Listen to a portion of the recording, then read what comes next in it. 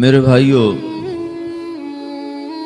موت کے وقت انسان دو کیفیت میں ہوتا ہے۔ کچھ لوگوں کی روح ایسے نکل رہی ہوتی ہے کہ ان کے رگ رگ میں وہ پھنس رہی ہوتی ہے وَلَوْ تَرَى إِذْ يَتَوَفَّى الَّذِينَ كَفَرُوا الْمَلَائِكَةُ يَضْرِبُونَ وُجُوهَهُمْ وَأَدْبَارَهُمْ۔ کاش تم دیکھ سکتے وہ منظر جب اللہ کے فرشتے نافرمانوں کی روح کو نکال رہے ہوتے ہیں تو ان کے منہ پہ بھی مارتے ہیں، ان کی کمر پر بھی مارتے ہیں۔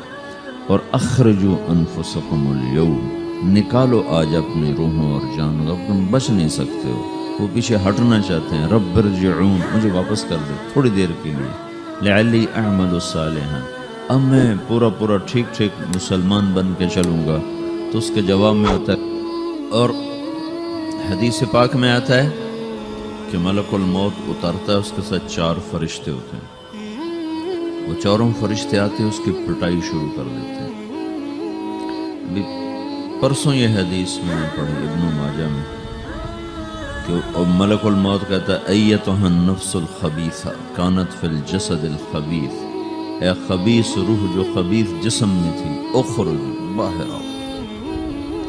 وہ واپس تو ہو نہیں سکتا، اپنے آپ کو روک تو سکتا نہیں، تو وہ حیران پریشان خوف زدہ، تو اس کے جواب میں اس کو ملک الموت کہتا ابشری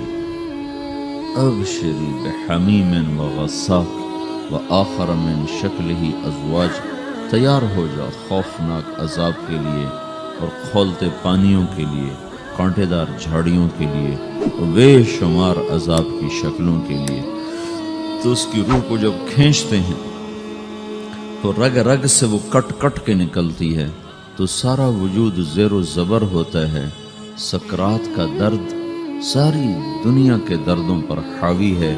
جب اس کی روح نکلتی ہے اور اس کو لے کر آسمان پر چلتے ہیں تو دروازے پر پہنچتے ہیں تو اندر سے فرشتے پوچھتے ہیں کون ہے؟ کہتے ہیں فلاں کا بیٹا ہے۔ کہا نفس خبیثہ فی الجسد الخبیث، یہ تو وہی بدماش ہے جو بدماش جسم میں تھا، یہ وہ بدبخت روح ہے جو بدبخت جسم میں تھی، اس کے لیے آسمان کے دروازے نہیں کھل سکتے، اسے واپس کر دیا جائے۔ تو آسمان کے دروازے لا تفتح لهم ابواب السماء ولا يدخلون الجنة حتى يلج الجمل في سم الخياط، کہ ان کے لیے آسمان کے دروازے نہیں کھلیں گے اور ان کے لیے جنت کے دروازے نہیں کھلیں گے، پھر یہ وہاں سے نیچے گرائے جاتے ہیں جو اللہ کا قید خانہ ہے سجین۔ وما ادراک ما سجین کتاب مرقوم، وہ تمہیں خبر نہیں کہ وہ کیا خوفناک قید خانہ ہے جو اللہ تعالیٰ نے بنایا ہے، اسے وہاں دھکیل دیا جاتا ہے۔ پھر قیامت تک اس کے لیے انتظار کی گھڑیاں ہیں اور عذاب کی شدت ہے۔ اور جب کوئی نیک آدمی اللہ تعالیٰ کے دربار میں جانے کا اس کا وقت آتا ہے تو اللہ تبارک و تعالیٰ فرماتے ہیں ان الذین قالوا ربنا اللہ ثم استقاموا تتنزل علیہم الملائکۃ الا تخافوا ولا تحزنوا وابشروا بالجنة التي كنتم توعدون نحن اولیاؤکم فی الحیاة الدنیا وفی الآخرہ ولکم فیہا ما تشتہی انفسکم ولکم فیہا ما تدعون نزل من غفور الرحیم۔ جب کوئی نیک مرد عورت کے جانے کا وقت آتا ہے تو اس کے لیے بھی فرشتے آتے ہیں اور آ کر اس کو خوشخبری دیتے ہیں اور آ کر اس کو تسلی دیتے ہیں کہ آپ غم نہ کریں، پیچھے والے بھی آپ کو مل جائیں گے، آپ خوف نہ کریں، آگے ساری منزلیں آپ کے لیے آسان ہیں، آپ کے لیے جنت بھی تیار ہے، رب بھی مہربان ہے۔ اور حدیث پاک میں آتا ہے کہ ملک الموت اور 4 فرشتے آتے ہیں، وہ 4 فرشتے اس کو سہلاتے ہیں، دباتے ہیں کہ موت کا درد اسے محسوس نہ ہو۔ اور ملک الموت فرماتے ہیں ایتھا النفس الحمیدہ کانت فی الجسد الحمید اخرجی، اے نیک روح جو نیک جسم میں تھی باہر آؤ۔ کیا کرو؟ وابشری بروح وریحان ورب راض عنک غیر غضبان، آپ کو بشارت ہو آپ کے لیے جنت تیار ہو چکی ہے اور وہاں کی ساری نعمتیں آپ کے لیے میسر ہو چکی ہیں اور اللہ آپ پہ راضی ہو چکا ہے اور اللہ آپ پہ خوش ہو چکا ہے۔ اس پر اس کی روح کو نکالا جاتا ہے، پھر سارے فرشتے اس کو استقبال کے ساتھ جو آسمان پر لے جاتے ہیں تو اندر سے پوچھتے ہیں کون ہے؟ کہ فلاں کا بیٹا، فلاں کی بیٹی۔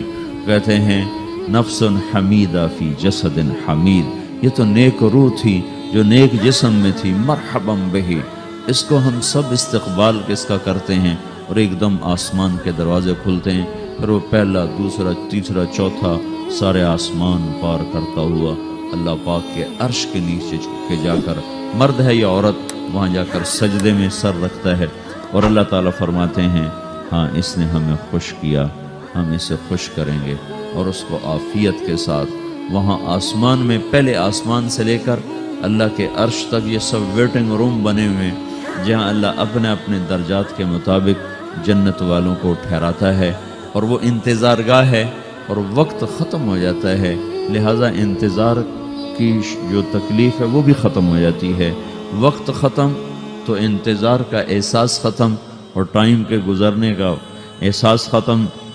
تو جیسے اصحاب کہف کو اللہ نے غار میں داخل کر کے تو غار کے اندر سے وقت کو نکال کے باہر پھینک دیا، باہر 300 سال گزرے، اندر آدھا ہی دن گزرا تھا۔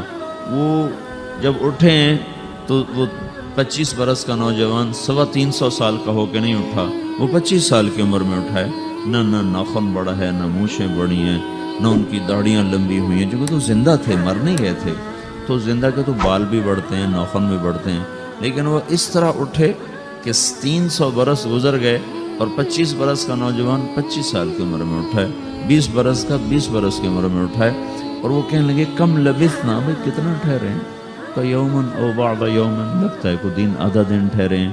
وہ صحیح کہہ رہے تھے، باہر اللہ تعالیٰ نے وقت کی گھڑی کو چلائے رکھا، اور اندر غار میں اس کو سوئچ آف کر دیا، نکال دیا، یہاں وقت کو داخل نہیں ہونے دیا، تو وقت کے گزرنے سے جو بھی اثرات مرتب ہوتے ہیں وہ ان پر مرتب نہیں ہوئے، تو وہ 20 آدھے ہی دن کے بعد اٹھے ہیں، باہر 300 سال، اندر آدھا دن۔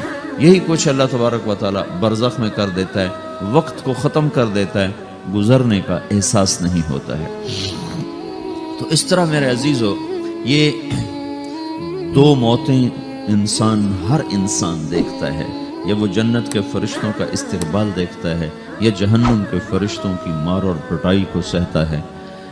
رابعہ بصری رحمۃ اللہ علیہ کا انتقال ہونے لگا تو انہوں نے رات کو فوت ہوئی، تو انہوں نے اپنی خادمہ کو بلا کے فرمایا کہ کسی کو بتانا نہیں، جب میں مر جاؤں تو پڑوس میں 2-4 کو بلا کر نا میرا جنازہ پڑھوا دینا، اور جس کرتے میں تہجد پڑھتی تھی وہی میرا کفن بنا دینا، اور صبح بے شک لوگوں کو بتا دینا، میرے مرنے کے بعد میری میت کو رکھنا نہیں، فوراً دبا دینا۔ جب ان کا انتقال ہوا تو انہوں نے پڑوس کے 2-4-10-20 آدمی بلائے، اور ان کو تدفین تجہیز سب کچھ ہو گئی، صبح شور مچا کہ وہ رابعہ بصری کا انتقال ہو گیا۔ تو اگلے دن وہ خواب میں اس خادمہ کو ملی اور کہا بیٹی تیری بڑی مہربانی، تو نے میری وصیت کے مطابق عمل کیا۔ اس نے دیکھا کہ انہوں نے ایک خوبصورت سبز لباس پہنا ہوا ہے، تو وہ فرمانے لگی، انہوں نے سوال کیا کہ آپ کے ساتھ قبر میں کیا ہوا؟ تو وہ کہنے لگی کہ میرے پاس منکر نکیر آئے تھے اور مجھ سے کہنے لگے من رب کی، تیرا رب کون ہے؟ تو میں نے کہا سبحان اللہ، 40 برس جس کو میں نہ بھلا سکی اس کو 4 ہاتھ زمین میں آ کے میں بھول جاؤں گی۔ ان کا 42 برس کی عمر میں انتقال ہوا تھا۔ تو وہ کہنے لگے سبحان اللہ، جس کو میں 40 برس نہ بھولا سکی میں اسے 4 ہاتھ زمین کے اندر آ کے بھول جاؤں گی۔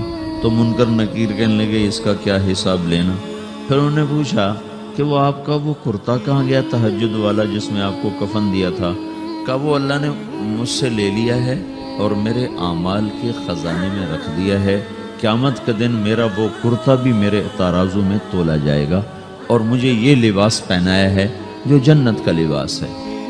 یہ بھی ایک موت ہے، اس طرح بھی لوگ مرتے ہیں۔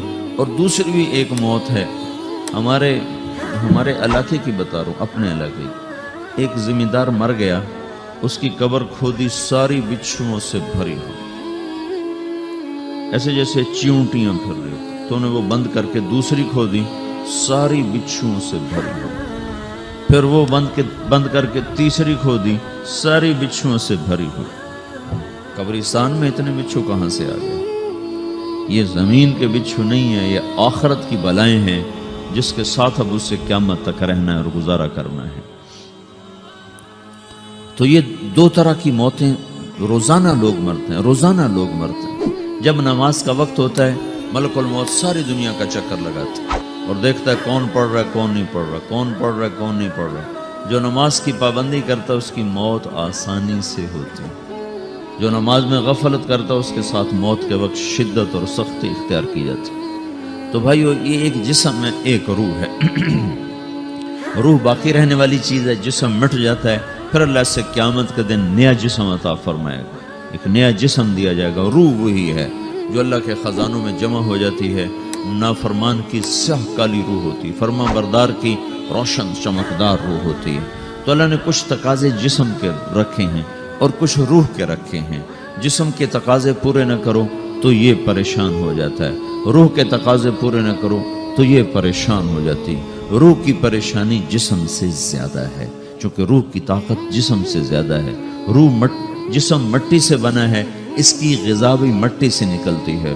روح آسمان سے ہے، اس کی غذا بھی آسمان سے ہے۔ روح کا تعلق جب تک اللہ سے نہیں جڑتا، اس سے بھوک اور پیاس لگتی رہتی ہے۔ جسم کو جب تک روٹی اور پانی نہ ملے یہ تڑپتا اور پریشان رہتا ہے۔ جیسے اللہ تعالیٰ نے ہمارے جسم میں روٹی اور پانی کی طلب کو بے ساختہ رکھ دیا ہے۔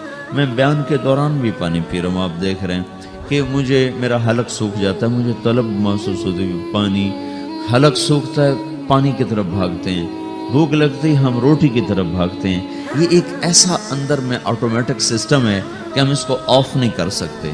یہ سوتے سوتے بھی بھوک کی وجہ سے آنکھ کھل جاتی، سوتے سوتے پیاس کی وجہ سے آنکھ کھل جاتی ہے۔ یہ ایسا خود اللہ تعالیٰ نے ساختہ نظام بنایا ہے کہ آپ اپنے جسم میں روٹی اور پانی کی طلب کو نہیں نکال سکتے۔ میرے عزیزو، ٹھیک اسی طرح اللہ نے انسانی روح میں اپنی طلب رکھ دی ہے اور اپنے رسول کی طلب رکھ دی ہے۔ یہ دو طلب ایسی ہیں کہ یہ آپ کے جسم روح سے نکل نہیں سکتی۔ جیسے بھوکا روٹی نہ کھا لے، پیاسا پانی نہ پی لے، اسے چین نہیں آ سکتا۔ وہ روح جو اللہ اور اس کے رسول سے نا آشنا ہے، جب تک وہ وہاں تک پہنچ نہیں جاتی اسے چین نہیں آ سکتا، اس کا اندر پریشان رہے گا۔